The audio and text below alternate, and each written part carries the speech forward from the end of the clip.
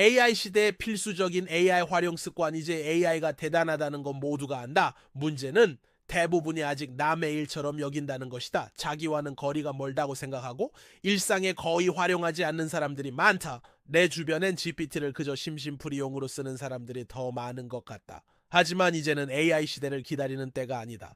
이미 AI가 안 쓰이는 서비스를 찾기 힘들며 수많은 AI 기능이 론칭을 앞두고 테스트 중이다. 이미 AI 시대에 들어간 지 한참이다. 예전에는 수십 분을 검색해야 알 수 있던 희소 정보가 10초 만에 나오고 사고 싶은 상품의 수많은 후기들을 단번에 찾아 구매할 만한지 같이 판단해주며 수시간을 찾고 읽어야 하는 논문들을 몇 초 만에 요약까지 해준다.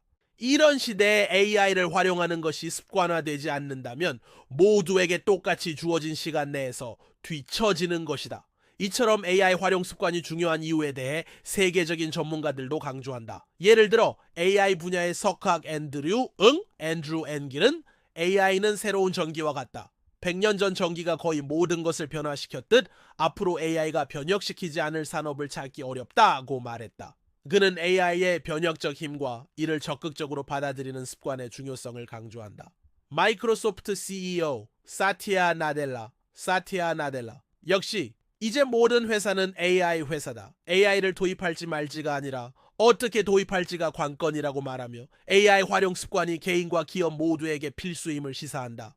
또한 AI는 이렇게 빠르게 변화하고 왜곡되는 시대에 해선 안 되는 편협된 시각에서의 단편적인 관찰을 하지 않도록 도와준다. 수많은 관점과 의견들이 학습된 것을 바탕으로 다양한 관점을 설명해주며 사람이 의도에 의해 선동되지 않고 올바르게 생각할 수 있도록 도와준다. 왜 제대로 쓰지 못하는 걸까? AI의 역할을 잘 이해하지 못하기 때문이다. 수많은 AI가 있지만 이 글에서는 GPT만 다뤄보겠다.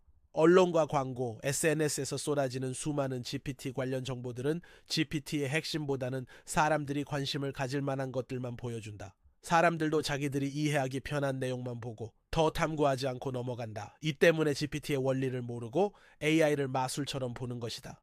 그렇다고 맹신하진 않아서 또 신뢰가 필요한 작업은 시키지 않는다. GPT는 웹의 수많은 정보들을 모두 알고 있는 로봇이라고 생각하면 이해하고 활용하기 편하다. 처음에는 우리가 평소에 검색했던 것들을 대신 물어보면서 써보면 좋다. 떡볶이의 레시피는? 흰옷에 묻은 오염을 빼는 방법은? 이런 것들을 말이다. 그 다음 단계는 생각을 물어보면 좋다. GPT는 수많은 칼럼, 블로그, 커뮤니티 소통들도 학습되어 있다.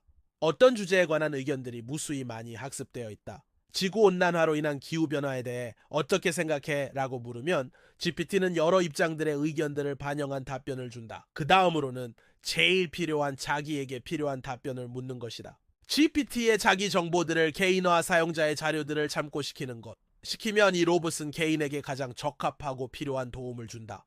고소공포증이 있는 사용자가 돈을 많이 버는 직업을 알려줘라고 묻을 때 고수익 직업 중 하나인 고층 빌딩 창문 청소부를 추천하진 않을 것이다. 한국어 사용자가 초보 요리책을 추천해줘라고 묻는다면 양식책보단 한식책을 추천할 것이다. 나는 직업이 무엇이고 학력은 어떻고 어떤 과를 전공했고 인간관계는 어떻고 가치관은 어떻고 GPT에게 더 많은 걸 알려줄 때마다 GPT는 수많은 가지치기를 하며 제일 적합한 답을 줄 것이다. 이대로 쓴다면 GPT는 생각보다 유용할지 모른다. 그러면 GPT만 쓰면 되는 걸까? 아니다. 최대한 일상의 모든 부분에 AI를 도입해라. 왜 여러 AI를 써야 하는 걸까? 본인의 루틴을 떠올려라. 난 아침에 일어나서 투자한 미국 주식의 주가를 확인하고 오늘 계획을 어떻게 세우고 내가 평소에 사고 싶어 했던 물품의 신제품이 나왔는지를 찾아보고 회사에서는 일을 할 때 프로젝트나 일정 관리를 어떻게 하고 이것들에 모두 GPT를 쓰려면 매우 번거로울 것이다.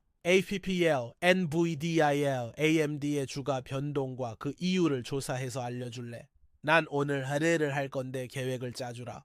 언제 이런 걸 다 물으면서 쓰겠는가? 요즘은 이런 다양한 작업에 특화되어 쓰기 편한 AI들이 많이 개발되었다. AI는 이제 연구 비용 대비 결과의 가치를 증명해야 하는 시대가 왔다.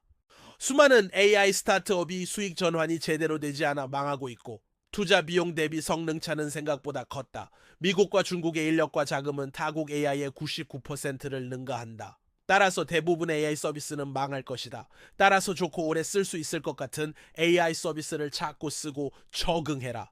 대부분이 망할 것이기 때문에 아무거나 고르면 안 된다. 당신은 그 AI를 쓰는 걸 적응해야 한다. AI 활용 습관의 중요성은 세계적인 언론과 기관에서도 반복적으로 언급된다. MIT 테크놀로지 리뷰는 AI 기술의 일상적 통합이 생산성과 의사결정 방식을 재편하고 있으며 AI 활용 습관은 미래 인재의 핵심 역량이라고 분석했다. 뉴욕타임스 역시 AI는 더 이상 미래의 개념이 아니라 현재의 현실이며 경쟁력과 혁신을 위해 AI 활용 습관을 길러야 한다고 강조했다. 세계경제포럼 WEF도 AI 도구를 효과적으로 활용하는 능력이 미래 일자리의 성패를 좌우할 것이라고 전망한다. 할 땐 나를 쓴다. 이런 습관이 계속 늘어난다면 안 쓸 때보다 업무 효율 차이가 상당히 날 것이고 습관을 빨리 들수록 장기적인 효율성, 성장 차이는 엄청날 것이다. 나는 이제 AI 습관을 형성시켜주는 서비스가 대활약할 것이라고 본다. 그냥 잘 쓰던 서비스 회사들이 AI를 도입하면 그것을 쓰면 되는 것 아닌가? 라는 의문이 생길 수 있다. 하지만 1. 처음부터 그 AI를 개발하기 위해 탄생한 AI 회사와 기존 서비스 회사가 AI를 도입하는 것은 여러 방면에서 차이가 난다. 또한 AI 모델은 사용자 경험 피드백과 고도화를 위한 이 쌓일수록 성능이 높아지기 때문에 먼저 시작한 곳이 유리하다. 2. 억지로 도입한 AI의 성능이 실용적인 수준까지 안 나올 수 있다. 따라서 새로운 서비스들을 적극 활용해야 한다.